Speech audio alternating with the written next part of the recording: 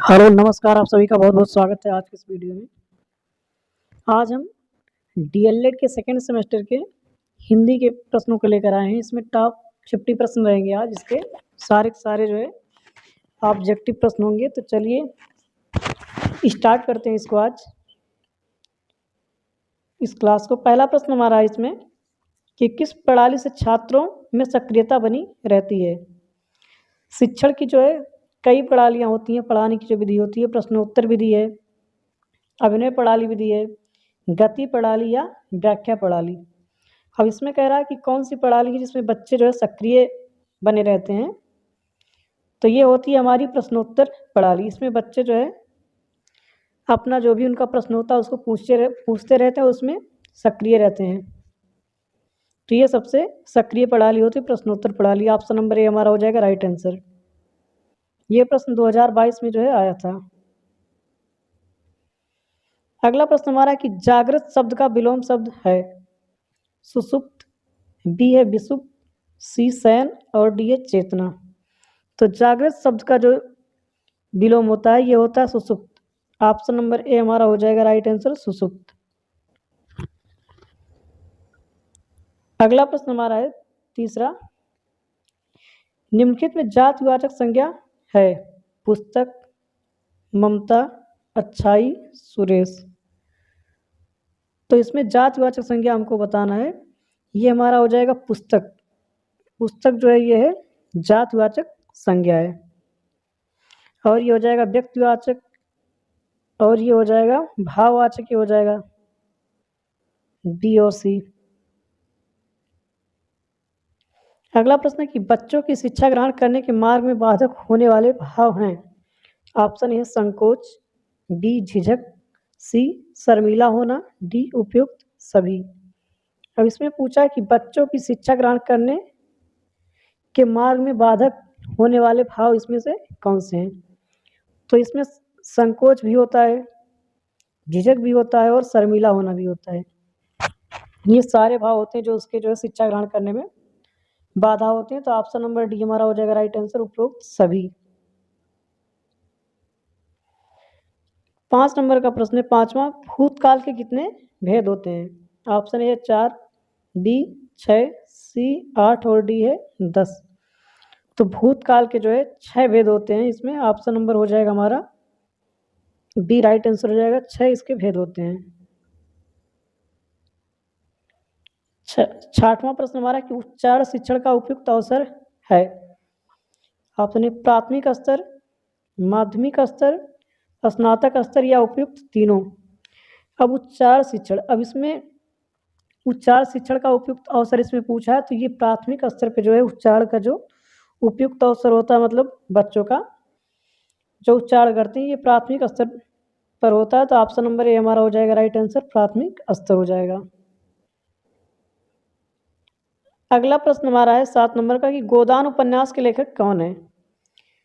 जयशंकर प्रसाद। ये गोदान उपन्यास बहुत ही इंपॉर्टेंट है, पूछा जाता है। और बी है सूर्यकांत त्रिपाठी निराला, सी है मुंशी प्रेमचंद और डी है महादेवी वर्मा। तो गोदान के जो उपन्यास के लेखक हैं ये है Munshi Premchand. Option number C हो जाएगा हमारा राइट आंसर, मुंशी प्रेमचंद। 8वां प्रश्न है कि जितना संभव हो सके वाक्यांश के लिए एक शब्द है। अब इसमें एक शब्द बताना, इसके लिए क्या होगा। ऑप्शन ए है यथासंभव, बी यथासाध्य, सी असंभव और डी यथाक्रम। तो इसमें जितना संभव हो सके वाक्यांश के लिए एक शब्द हो जाएगा इसमें यथासंभव, मतलब जितना संभव हो सके इसके लिए एक शब्द हो जाएगा यथासंभव। ऑप्शन नंबर ए हो जाएगा इसका राइट आंसर। 9वां प्रश्न है कि निम्न में से कौन सा गुणवाचक विशेषण है। गुणवाचक विशेषण इसमें बताना है। ऑप्शन ए हमारा है थोड़ा, बी ज्यादा, सी 3 और डी कठिन। तो इसमें गुणवाचक जो विशेषण है इसमें ये कठिन जो है ये हमारा गुणवाचक विशेषण है। ऑप्शन नंबर डी हो जाएगा राइट आंसर। 10वां प्रश्न है कि क्रिया के मूल रूप को कहते हैं, जो क्रिया का मूल रूप होता है उसको क्या कहते हैं। ऑप्शन है कर्ता, बी है धातु, सी कर्म और डी है विशेषण। तो क्रिया का जो मूल रूप होता है उसको हम लोग धातु बोलते हैं। ऑप्शन नंबर बी हो जाएगा राइट आंसर, धातु। ये सारे प्रश्न जो है हमेशा पूछे गए हैं, इसको आप लोग अच्छे से याद कर लीजिएगा और रिपीट भी होते रहते हैं एग्जाम में। अगला प्रश्न है कि काव्य को कितने भागों में बांटा गया है। ऑप्शन ए है दृश्य काव्य, बी श्रव्य काव्य, सी है आवाबा दोनों। तो काव्य को जो दृश्य और श्रव्य दोनों में बांटा गया है, तो इसमें ऑप्शन नंबर सी हो जाएगा हमारा राइट आंसर, दृश्य काव्य एवं श्रव्य काव्य। 12वां है कि पठन का अर्थ है। पठन का अर्थ इसमें पूछा है क्या है। ऑप्शन ए है कि शास्त्र वाचन, बी मौन वाचन, सी आवाबा दोनों और डी है इनमें से कोई नहीं। तो इसमें पठन का अर्थ जो पूछा है इसमें शास्त्र वाचन हो जाएगा और ये मौन वाचन भी हो जाएगा, जिसे पढ़ते हैं लोग बोलकर भी, और ये मौन वाचन दोनों इसमें हो जाएगा। तो ऑप्शन नंबर सी हो जाएगा हमारा राइट आंसर, आवाबा दोनों हो जाएगा इसका। अगला एक 13वां प्रश्न इसमें है प्रश्न कि मौन वाचन का उद्देश्य है। मौन वाचन से क्या उद्देश्य होता है। ऑप्शन ए है वाचन गति का विकास, बी पठित सामग्री का अधिग्रहण, सी है वाचन का अभ्यास और डी है आवाबा दोनों। तो मौन वाचन का जो उद्देश्य होता है ये होता है आ और बा दोनों, मतलब वाचन गति का विकास और पठित सामग्री का अधिग्रहण। ऑप्शन नंबर डी हो जाएगा हमारा राइट आंसर, आवाबा दोनों हो जाएगा। 14 नंबर का प्रश्न है कि जो शब्दांश किसी शब्द के आदि में लगाकर इसके अर्थ को बदल देता है वह कहलाता है। उपसर्ग, बी प्रत्यय, सी संधि और डी है समास इसमें। तो जो शब्द किसी शब्द के आदि में लगाकर उसके अर्थ को बदल देता है उसको हम लोग प्रत्यय बोलते हैं। ऑप्शन नंबर बी हो जाएगा राइट आंसर, प्रत्यय हो जाएगा ये।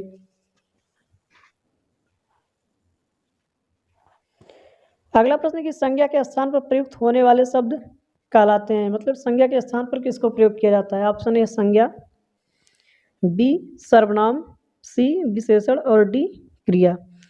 तो संज्ञा के स्थान पर जो है सर्वनाम का प्रयोग किया जाता है। तो ऑप्शन नंबर बी हमारा हो जाएगा राइट आंसर, सर्वनाम राइट आंसर हो जाएगा। अगला प्रश्न कि प्रत्यक्ष शब्द में प्रत्यय है।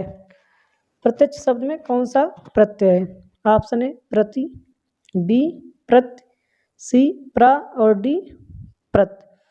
तो प्रत्यक्ष शब्द में जो है ये प्रति प्रत्यय है हमारा। तो ऑप्शन नंबर ए हो जाएगा राइट आंसर, प्रति।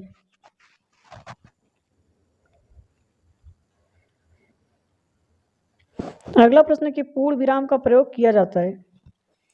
पूर्ण विराम का प्रयोग हम लोग कब करते हैं। ऑप्शन है कि वाक्य के प्रारंभ में, बी वाक्य के मध्य में, सी वाक्य के अंत में और डी है रेखा के रूप में।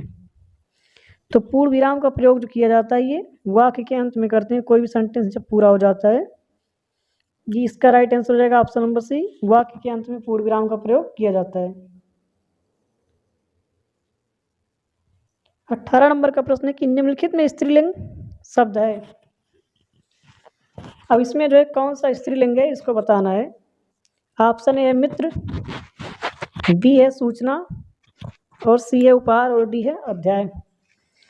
तो इसमें जो है सूचना जो है ये है स्त्रीलिंग शब्द है। तो ऑप्शन नंबर बी हो जाएगा राइट आंसर, सूचना इसका राइट आंसर हो जाएगा।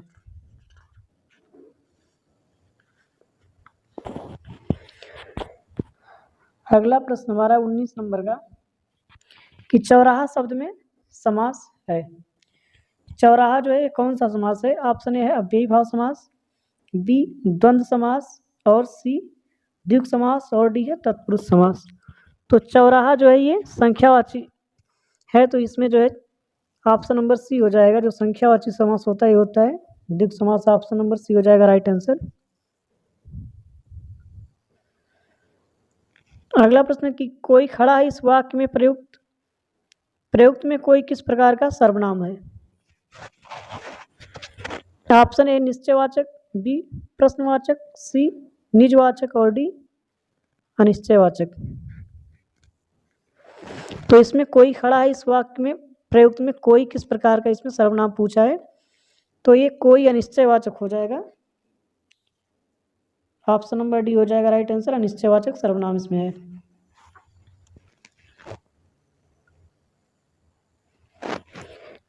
21 नंबर का प्रश्न है कि कवि शब्द का स्त्रीलिंग क्या होता है? कवित्री, बी कवियत्री, सी कवित्री और डी है कवियत्री। तो ये हो जाएगा ऑप्शन नंबर सी हमारा राइट आंसर। कवित्री होता है कवि का स्त्रीलिंग। ऑप्शन नंबर सी हो जाएगा राइट आंसर। अगला कि व्याकरण में वचन का सही अर्थ है। व्याकरण में जो वचन होता है उसका अर्थ क्या होता है? ऑप्शन ए प्रतीक्षा, बी संख्या, सी बोली और डी भाषा।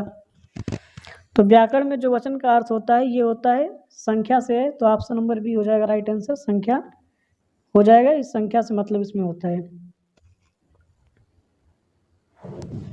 अगला पूछा है 23 नंबर की मार्केट का पर्यायवाची शब्द क्या होता है?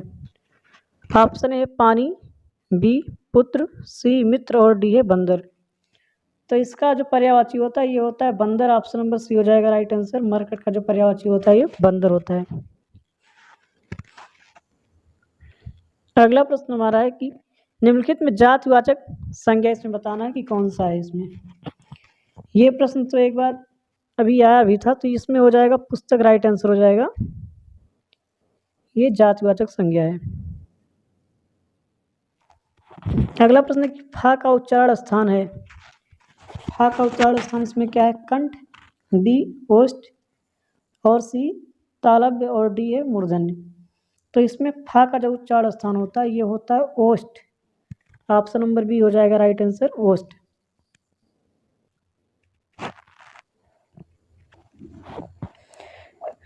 छब्बीस नंबर का प्रश्न है कि रानी केतकी की कहानी के रचयिता कौन है? Option A Kishori Lal Goswami, B Jaishankar Prasad, C Isa Allah Khan और डी है प्रेमचंद। तो इस कहानी के जो लेखक हैं वो है ईसा अल्लाह खां। ऑप्शन नंबर सी हो जाएगा राइट आंसर। अगला प्रश्न है कवित्री। ये तो अभी ऊपर आया था, इसका हो जाएगा सी राइट आंसर हो जाएगा कवित्री। सी नहीं, इसमें हो जाएगा डी कवित्री जो होता है ये हो जाएगा इसका राइट आंसर।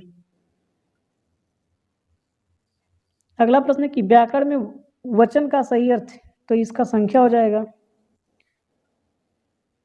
वो रिपीट हो गया 2 बार। अगला है 29 नंबर का कि अच्छाई मानवता बचपन किस संज्ञा के उदाहरण हैं? जातिवाचक, व्यक्तिवाचक या फिर भाववाचक। अगला है द्रव्यवाचक। तो ये अच्छाई मानवता और बचपन ये सब जो है भाववाचक संज्ञा है। ऑप्शन नंबर सी हो जाएगा राइट आंसर। भाववाचक संज्ञा हो जाएगा। 30 नंबर का प्रश्न इसमें कि कौन सा परिमाण बोधक विशेषण है? ऑप्शन ए कैसा, बी लाल और सी तिकोना और डी है थोड़ा। तो इसमें जो थोड़ा है ये जो है परिमाणवाचक विशेषण है। ऑप्शन नंबर सी हो जाएगा राइट आंसर। अगला प्रश्न है कि जो बहुत अधिक बोलता हुआ वाक्यांश के लिए प्रयुक्त होने वाला एक शब्द है। जो अधिक बोलता है उसके लिए एक शब्द होता है, इसमें वाचाल होता है। तो ऑप्शन नंबर सी हो जाएगा इसका राइट आंसर। वाचाल हो जाएगा। ये जागृत वाला तो अभी आया था ऊपर, इसका हो जाएगा सुसुप्त। जागृत शब्द का जो विलोम पूछा है इसमें जागृत का विलोम ये सुसुप्त होता है। अगला है हमारा सजग। सजग शब्द का पर्याय नहीं है इसमें पूछा है। ऑप्शन ए चौकस, बी सचेत और सी पहरेदार और डी है सावधान। तो सजग शब्द का इसमें जो पर्यायवाची नहीं है ये होता है पहरेदार। ऑप्शन नंबर सी हो जाएगा राइट आंसर कि पहरेदार जो ये सजग का पर्यायवाची हमारा नहीं होता है। 34 नंबर का प्रश्न है कि महाकवि शब्द में प्रयुक्त समास है। महाकवि जो शब्द है इसमें समास हमको बताना है कौन सा होता है। ऑप्शन नंबर ए हमारा है कर्मधारय समास, बी अव्ययी भाव समास, सी तत्पुरुष समास और डी है बहुब्रीहि समास। तो महाकवि जो शब्द है इसमें हो जाएगा कर्मधारय समास। ऑप्शन नंबर ए हो जाएगा हमारा राइट आंसर हो जाएगा ऑप्शन नंबर ए। अगला प्रश्न है 35 नंबर का, निम्नलिखित में कौन सा व्यंजन उष्म है? उस व्यंजन इसमें बताना है। ऑप्शन ए सा, डी मूर्धन्य सा और सी है छोटा सा। तो इसमें तीनों होते हैं उस व्यंजन। ऑप्शन नंबर डी हो जाएगा हमारा राइट आंसर, उपयुक्त सभी। अगला प्रश्न है कि स्रा संयुक्ताक्षर निम्नलिखित व्यंजनों के मेल से बनता है। स्रा जो है किस किस के मेल से बनता है इसमें बताना है। ऑप्शन ए सा र और आ, डी है सा र और सी है सा र और आ, और डी उपयुक्त में से कोई नहीं। तो स्रा जो है ये बनता है सा और रा से। ऑप्शन नंबर बी हो जाएगा राइट आंसर, सा और रा इससे बनता है। अगला प्रश्न है कि खा का उच्चारण स्थान है। ऑप्शन ए दंत, बी तालु, सी है कंठ और डी है होस्ट। तो इसका खा का जो उच्चारण स्थान होता है, का खा गा इसका होता है कंठ। का खा गा इस सबका होता है कंठ। ऑप्शन नंबर हो जाएगा सी राइट आंसर हो जाएगा। अगला पूछा है 38 नंबर की मुद्रा शब्द का अर्थ क्या होता है। ऑप्शन ए अंगूठी, बी रुपया, सी आकृति और डी है उपयुक्त सभी। तो मुद्रा शब्द का जो अर्थ होता है ये होता है उपयुक्त सभी। अंगूठी भी होता है, रुपया और आकृति। ऑप्शन नंबर डी हो जाएगा इसमें राइट आंसर, उपयुक्त सभी। अगला प्रश्न है कि अज शब्द के अर्थ इसमें पूछा है क्या होता है। दशरथ के पिता, बी आज और सी अजगर और डी है आजीवन। तो अज जो है ये दशरथ के पिता का नाम था। ऑप्शन नंबर ए हो जाएगा इसमें राइट आंसर। और बाकी इसमें से कोई इसका अर्थ नहीं होता है तो वो सब रंग हो जाएगा। 40 नंबर का प्रश्न है, ये बहुत बार पूछा गया एग्जाम में कि जंगम का विलोम शब्द है। जंगम का विलोम क्या होता है। ऑप्शन नंबर ए है पुष्ट, बी स्थावर और सी स्थिर और डी है पूर्ण। तो जंगम का जो विलोम होता है ये होता है स्थावर। ऑप्शन नंबर बी हो जाएगा राइट आंसर, स्थावर। अगला प्रश्न की अनुग्रह शब्द का विलोम है। अनुग्रह का विलोम क्या होता है। ऑप्शन ए आग्रह, बी संग्रह और सी ग्रहण और डी विग्रह। तो अनुग्रह शब्द का जो विलोम होता है ये होता है विग्रह। ऑप्शन नंबर हो जाएगा डी राइट आंसर, विग्रह। अगला है 42 नंबर का कि हरस स्वर कौन सा नहीं है इसमें से। ऑप्शन ए छोटा, छोटी, छोटा ऊ और डी है बड़ा आ। तो हरस स्वर में छोटा, छोटी, छोटा ऊ आते हैं और डी जो है ये बड़ा या दीर्घ स्वर में आता है। तो ऑप्शन नंबर डी हो जाएगा हमारे राइट आंसर, बड़ा हो जाएगा इसका। अगला प्रश्न है कि यारा लावा व्यंजन कहलाते हैं। उस व्यंजन अंतस्थ व्यंजन, संयुक्त व्यंजन या द्विगुण व्यंजन। तो यार अलावा ये जो है अंतस्थ व्यंजन होते हैं हमारे। ऑप्शन नंबर बी हो जाएगा राइट आंसर, अंतस्थ व्यंजन इसका हो जाएगा राइट आंसर। अगला है कि द्विज शब्द का अर्थ है। द्विज मतलब क्या होता है। ऑप्शन ए ब्राह्मण, दांत, पक्षी, इनमें से सभी। तो द्विज जो है इसका मतलब तीनों होता है। तो ऑप्शन नंबर डी इसका हो जाएगा राइट आंसर, इनमें से सभी हो जाएगा। Option number D right answer हो जाएगा। अगला प्रश्न हमारा है कि लिपि विकास का प्रथम सोपान है। ऑप्शन ए चित्रलिपि, बी वर्णलिपि, सी अक्षर लिपि और डी इनमें से कोई नहीं। तो लिपि विकास का जो प्रथम सोपान है ये है चित्रलिपि, जो चित्र के माध्यम से पहले जो है लिखने का विकास हुआ था। तो ऑप्शन नंबर ए हो जाएगा राइट आंसर, चित्रलिपि इसका हो जाएगा हमारा। अगला 46 नंबर का प्रश्न है कि अब्ज शब्द का अर्थ क्या होता है इसमें। शंख, बी है कमल, सी कपूर और डी है उपयुक्त सभी। तो अब्ज का जो अर्थ होता है तीनों होता है। तो ऑप्शन नंबर डी हमारा हो जाएगा राइट आंसर, उपयुक्त सभी हो जाएगा ऑप्शन नंबर डी। 47 नंबर का प्रश्न है कि का से माँ तक के व्यंजन को क्या मतलब कहते हैं, क्या कहलाते हैं। उसमें व्यंजन अंतस्थ व्यंजन, स्पर्श व्यंजन या संयुक्त व्यंजन। तो ये सारे जो है का से माँ तक व्यंजन होते हैं स्पर्श व्यंजन कहलाते हैं। ऑप्शन नंबर सी हो जाएगा हमारा राइट आंसर, स्पर्श व्यंजन हो जाएगा। अगला प्रश्न है 48 नंबर का कि निम्नलिखित शब्दों में कौन सा शुद्ध है इसमें। आधीन, अधीन या आधीन या इनमें से कोई नहीं। इसमें जो शुद्ध शब्द है ये ऑप्शन नंबर बी हमारा है, अधीन हो जाएगा। Right answer option number B. अगला प्रश्न है कि मॉन्टेसरी विधि का उपयोग किया जाता है मौन वाचन में, शास्त्र वाचन में, या लेखन शिक्षण में, या फिर उपयुक्त सभी। तो मॉन्टेसरी विधि का जो है ये लिखने की एक विधि है, तो हमारा हो जाएगा लेखन शिक्षण। ऑप्शन नंबर डी हो जाएगा, सी हो जाएगा राइट आंसर, लेखन शिक्षण। ये इस वीडियो का लास्ट प्रश्न हमारा है 50 नंबर का है कि छा संयुक्त वर्ण संयोग से बनता है, ये किसके संयोग से बनता है? क और सा के, का और छोटा सा के, और सी है का और जा के, डी है दा और सा से। तो ये छा जो है ये बनता है का और सा से। ऑप्शन नंबर डी हो जाएगा हमारा राइट आंसर, का और सा से बनता है ये मिलके।